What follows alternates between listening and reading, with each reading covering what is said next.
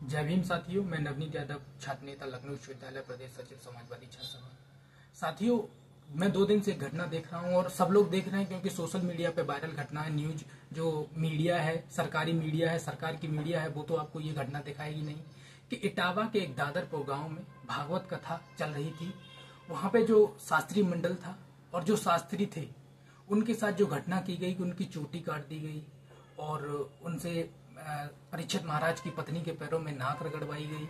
और सुनने में तो ये भी आया है कि मूत्र से उनके ऊपर मतलब छिड़काव किया गया। क्या धर्म तो हिंदू ही था, क्या जाति देखी गई? मैं तो कहना चाहता हूं साथियों कि आज जहां सारा विश्व और हमारा देश आधुनिकता की ओर बढ़ रहा है, वही मोदी जी डंका बजाते हैं डिजिटल इंडिया का। क्या डिजिटल इंडिया और अमृतकाल का जो भारत है, 75 वर्ष आज भारत के पूरे हुए हैं। जो समय चल रहा है कि अमृतकाल है, अमृत वर्ष है, क्या उनमें ये सब मनवादी, रूढ़वादी और मनुस्मृति वाले लोग, सांप्रदायिकता फैलाने वाले लोग, सांप्रदायिकता दंगा कराने का ठेका लेने वाले लोग, क्या ये घटनाएं करेंगे? आज सोचिए आप कि एक तरफ सारा गांव और दो लोगों को आप सनातन धर्म का पहचान होती है चोटी रखना, और क्या समाज सनातन धर्म का ठेका कुछ ही लोगों के पास थोड़ी होता है। क्या जो ब्राह्मण लोग होते हैं, मैं तो सीधा सीधा कहना चाहता हूं, क्या उनके 4 हाथ पैर होते हैं? 4 हाथ और 4 पैर होते हैं। उनके भी तो 2 हाथ 2 पैर होते हैं। उनके भी 2 आंख होती हैं, 1 नाक होती है, 2 कान होते हैं। बात बहुत गंभीरता वाली है साथियों, और वही सब अन्य लोगों में भी है। तो फिर ये जाति के नाम पर बंटवारा क्यों? जाति के नाम पर उनके साथ भेदभाव क्यों? और आखिरकार कब तक हमारा समाज ये सब भेदभाव झेलता रहेगा? मैं सारे पीड़ित परिवार के लोगों से कहना चाहता हूं साथियों कि आप लोग किसी से कम नहीं हैं। आप अपने आप को किसी से कम मत आंकना, और जो आपको कम आंकते हैं उनको मैं बता देना चाहता हूं, क्या उनके 6 हाथ पैर हैं? तमाम ऐसे उदाहरण हैं इस देश में, इस समाज में, कि आप लोग उनसे उचित हैं और आप लोग उनसे उच्च लेवल पे हैं, आप उनसे अच्छे हैं साथियों। लेकिन इन लोगों को बड़ा दर्द होता है, इनको बड़ी पीड़ा होती है कि कोई हमसे आगे क्यों बढ़ रहा है। ये घटना हुई है ना, कभी आप लोगों ने कल्पना नहीं की होगी कि ऐसी घटना होगी। सोचिए, आज 1947 में देश आजाद हुआ, उसके बाद 2025 में एक ऐसी घटना।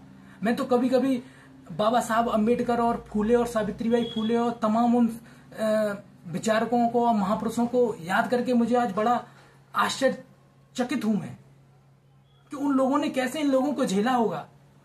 आज मैंने कल जब वीडियो देखी रात में, तो मतलब मेरी आंखों से आंसू निकल गए कि सोचिए यार 2025 का समय चल रहा है, लोग आधुनिकता की ओर बढ़ रहे हैं, और ये कैसे मतलब कैसे कैसे कृत्य हो रहे हैं।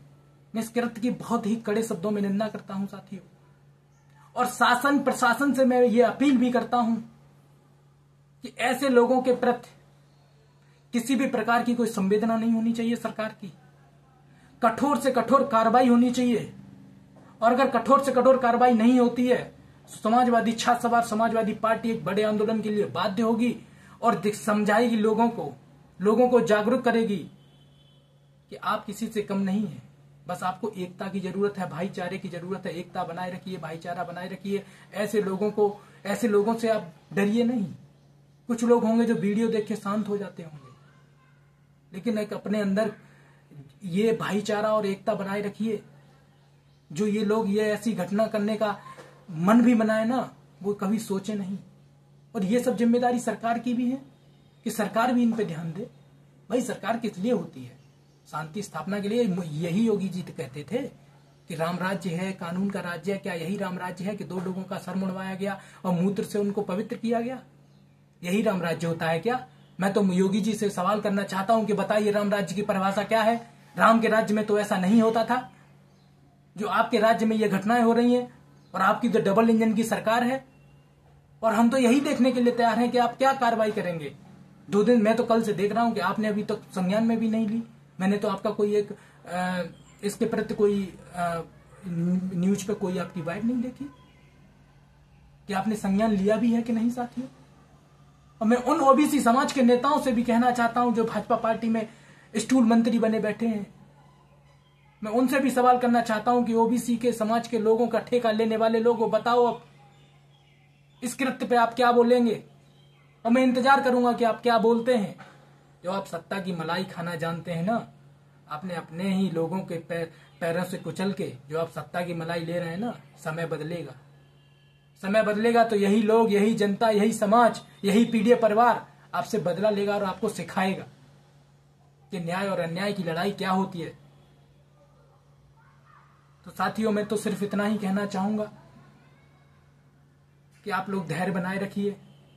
समय बदलता है, समय बदलेगा और न्याय की लड़ाई को लड़ा जाएगा। और लगातार माननीय अखिलेश यादव जी न्याय की लड़ाई लड़ रहे हैं और समाजवादी पार्टी का हर वो एक छोटे से छोटा और बड़े से बड़ा कार्यकर्ता न्याय की लड़ाई लड़ रहा है। और यही समानता की लड़ाई लड़ रहा है कि लोगों को न्याय मिले, समानता मिले, पीढ़ी परिवार को न्याय मिले।